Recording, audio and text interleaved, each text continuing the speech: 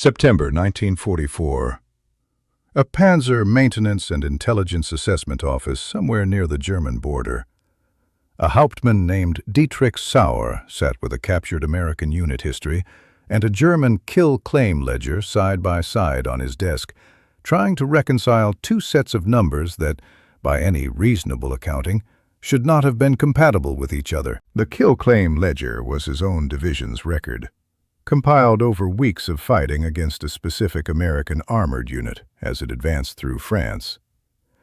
The entries were careful, specific, cross-checked against multiple observer reports in the way German tank kill claims typically were verified before being officially logged. A Sherman destroyed here by a Panther's 75mm gun at 600 meters, confirmed by 2 independent crews. A Sherman destroyed there by an anti-tank gun position, confirmed by infantry observers who had watched it burn. By the ledger's own internal logic, the American unit should have been reduced to a fraction of its original armored strength weeks earlier. Sauer's division had claimed, and had reasonable evidence to support claiming, the destruction of dozens of Sherman tanks belonging to this specific unit. The captured American unit history, recovered from abandoned headquarters position and translated by Sauer's own intelligence section, told a different story. The unit's reported tank strength, week over week, showed nothing like the catastrophic attrition the German kill claims implied. The numbers dipped after major engagements, as expected, but they recovered consistently faster than any reasonable accounting of new tank deliveries from depots in Normandy could explain. Sauer had encountered this discrepancy before, in smaller form, throughout the autumn campaign, and he had developed a working theory that he noted in his report with evident professional frustration. A meaningful number of the Sherman tanks his division's gunners had engaged, hit, and in some cases watched catch fire and appear to be abandoned, were not actually destroyed in the sense his kill claim ledger assumed. They were damaged, and damaged, in the American system, did not mean gone. What Sauer could not see from his side of the front line, what no German intelligence assessment fully captured throughout the entire war, despite recurring evidence pointing toward it, was the system working behind the American front. A system that treated a knocked-out tank not as a loss to be mourned and replaced from a factory 3,000 miles away, but as a recovery problem to be solved within hours by men whose job nobody photographed, whose unit insignia appeared in no recruiting posters, and whose work quietly determined how many tanks the United States Army actually had available on any given morning of the war. Hold that thought, because the gap between Hauptmann Sauer's kill claim ledger and the captured American unit's actual tank strength is the gap this entire video is going to explain. It was not German overclaiming, though some inflation in any army's kill claims is a documented pattern of war. It was something more specific and, in its way, more remarkable. An American system built specifically to make the word destroyed mean less than German doctrine assumed it meant. To understand the system Sauer could not see, you need to understand a basic arithmetic problem that every mechanized army in the Second World War faced, and that the United States Army solved with a degree of institutional seriousness that its enemies never quite matched. A tank, in combat, breaks down constantly, not only from enemy fire, but from mechanical failure, terrain damage, mud, ice, and the simple accumulated stress of operating a complex machine continuously under field conditions far harsher than anything its designers had tested it against. Historical analysis of American armored unit records from the European theater consistently shows that mechanical breakdown and non-combat damage accounted for a substantial share of tanks taken out of action at any given time, in many periods comparable to or exceeding losses from direct enemy fire. A tank with a thrown track, a damaged transmission, or an engine that had simply failed after months of continuous operation was just as unavailable for the next day's battle as one that had taken a direct hit from a German anti-tank gun, unless something intervened to fix it. The German army understood this problem in principle.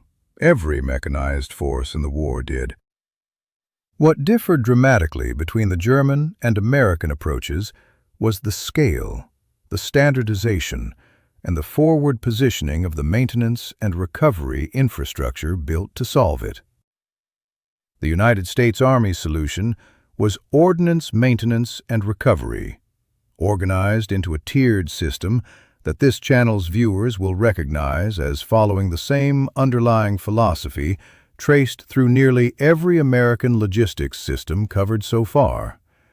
Standardize the process, push the capability as far forward as possible, and make the system resilient enough that the loss or destruction of any single component, a tank, a mechanic, a recovery vehicle, did not collapse the overall capacity to keep equipment fighting. At the most forward level, each armored battalion had its own organic maintenance section, capable of handling immediate repairs, replacing a thrown track, swapping a damaged component, performing the kind of fast, practical fixes that could return a tank to action within hours, sometimes literally on the battlefield itself, under fire, while the engagement that had damaged the tank was still ongoing.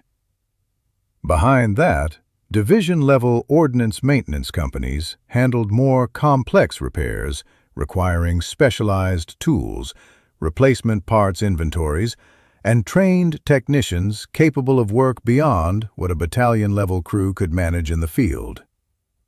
Behind that again, Army-level depot maintenance facilities handled the most severe damage: engine replacements, hull repairs, complete rebuilds of vehicles that had suffered damage extensive enough to require essentially reconstructing major systems from the frame up. This tiered structure meant that destroyed, from the American system's perspective, was never a single category. It was the beginning of a triage process, conducted by trained personnel whose entire job was determining, often within minutes of reaching a damaged vehicle, which tier of repair a given tank actually required, and getting it there as fast as possible. The physical instrument that made forward recovery possible, the piece of equipment that let this system reach damaged tanks on or near the actual battlefield, rather than waiting for the fighting to move on before recovery could even begin, was the M32 tank recovery vehicle, a Sherman hull stripped of its turret and fitted with a powerful winch, a boom, and recovery equipment specifically designed to extract damaged tanks from exactly the kind of exposed, dangerous positions where they were most likely to break down or be hit. Recovery crews operating these vehicles worked under conditions that received essentially no public attention during the war, and have received only modest historical attention since, despite the scale of what they accomplished. A tank disabled in the middle of an active engagement, sitting in the open, potentially still under direct observation and fire from the enemy position that had disabled it, represented one of the most dangerous recovery environments imaginable. Recovery crews routinely worked under fire, at night, in terrain their own infantry had not yet fully secured, specifically because the operational tempo the American Army had built its doctrine around required getting damaged equipment back into the fight as fast as physically possible, rather than waiting for conditions to become safe. The numbers this system produced, when historians have reconstructed them from unit maintenance records, are genuinely difficult to reconcile with the popular wartime image of tank combat as a straightforward contest of destruction and attrition.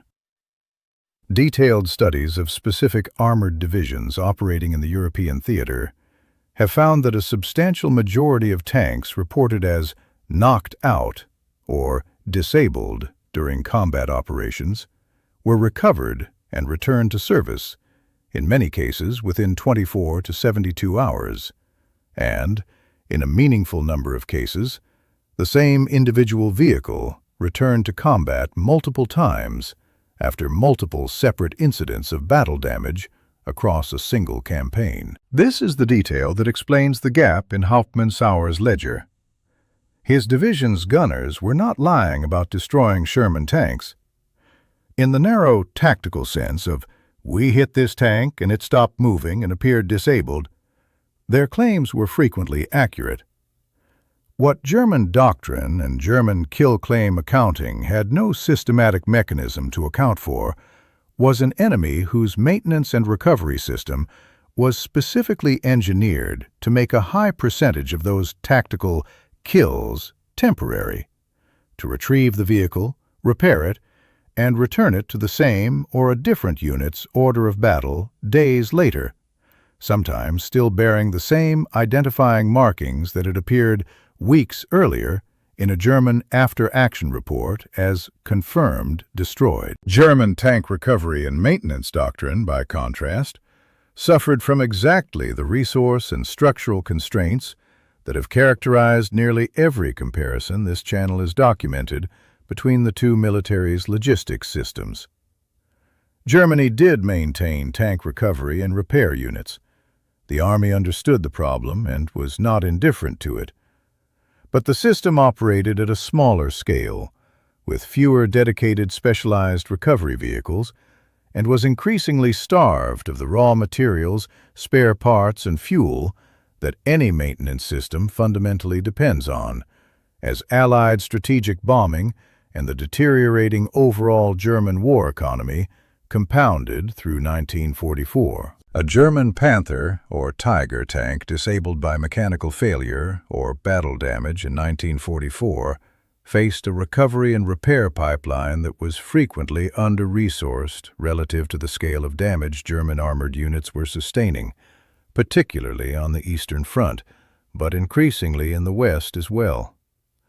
Spare parts shortages, a chronic problem throughout the German war economy by this stage, meant that tanks awaiting specific replacement components sometimes sat in repair depots for extended periods, not because German mechanics lacked the skill to perform the repair, but because the part itself simply was not available in the quantity or the location needed. This created a structural asymmetry that compounded battle after battle across the entire Western Front campaign.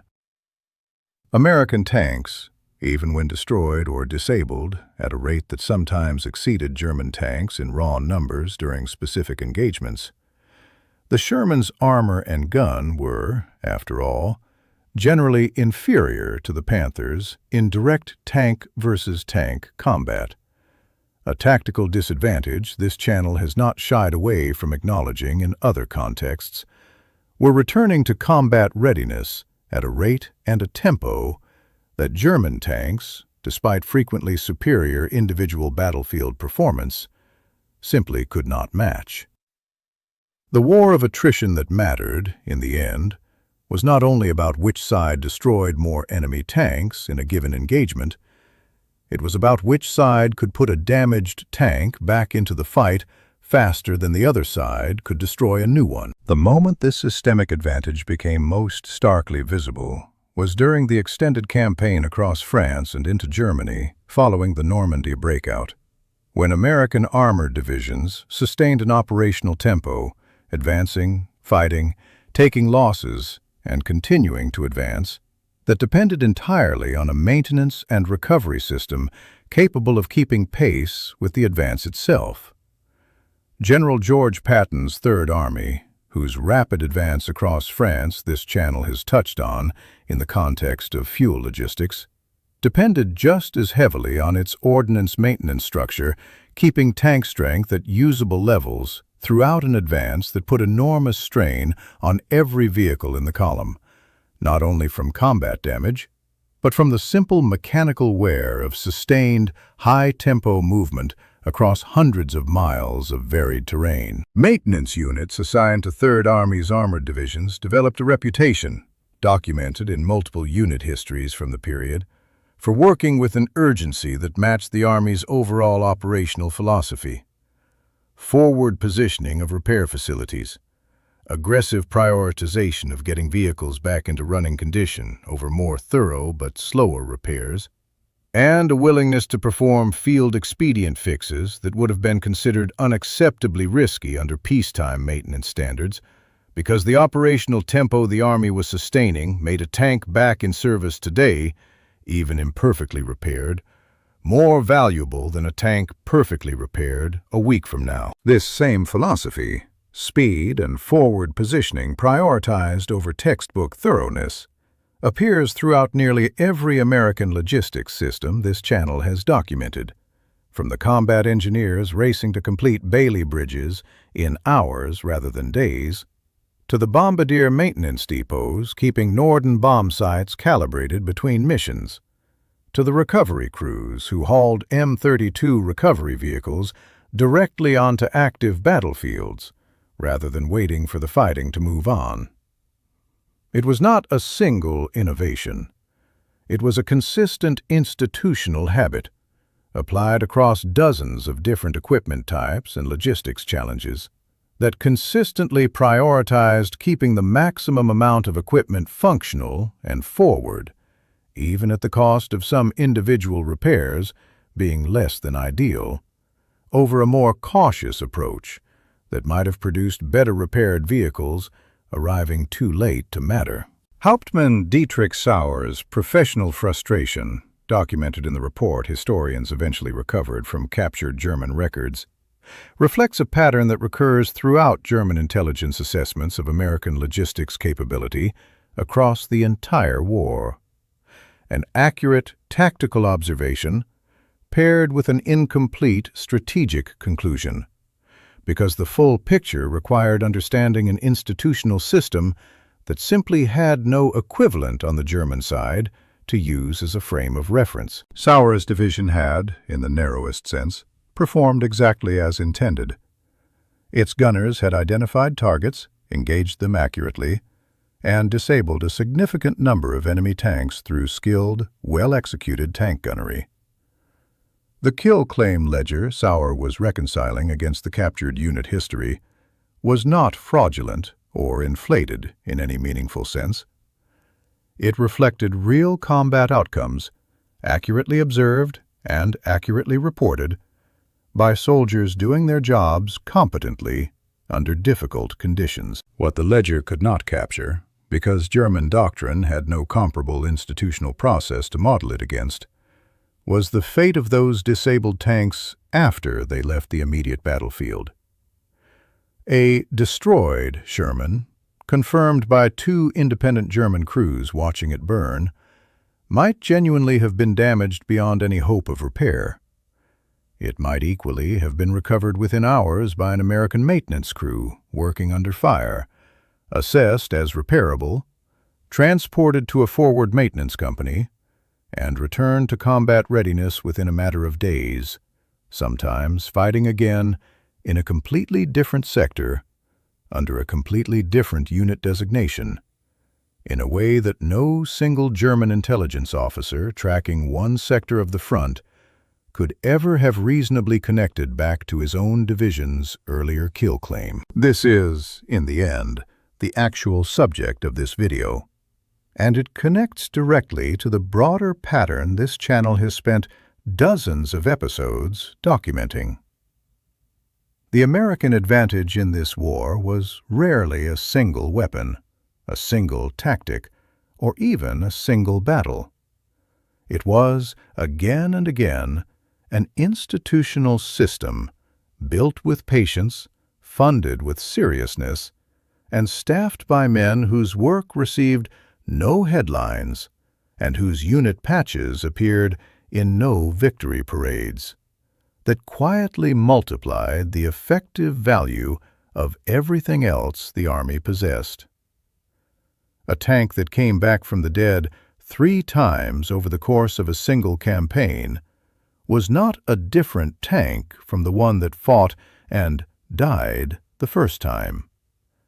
It was the same machine, the same hull number, returned to the fight by men with welding torches and spare parts, and an institutional mandate that treated destroyed as a question to be investigated rather than a fact to be accepted. Dietrich Sauer's final fate is not recorded in any surviving document historians have been able to trace. His report on the kill claim discrepancy is one of thousands of captured German staff documents now held in archival collections. The author's subsequent service and survival unknown beyond the autumn of 1944, when the report was filed. The ordnance maintenance and recovery soldiers whose work the report was unknowingly describing returned home, for the most part, to the same anonymity that had characterized their wartime service.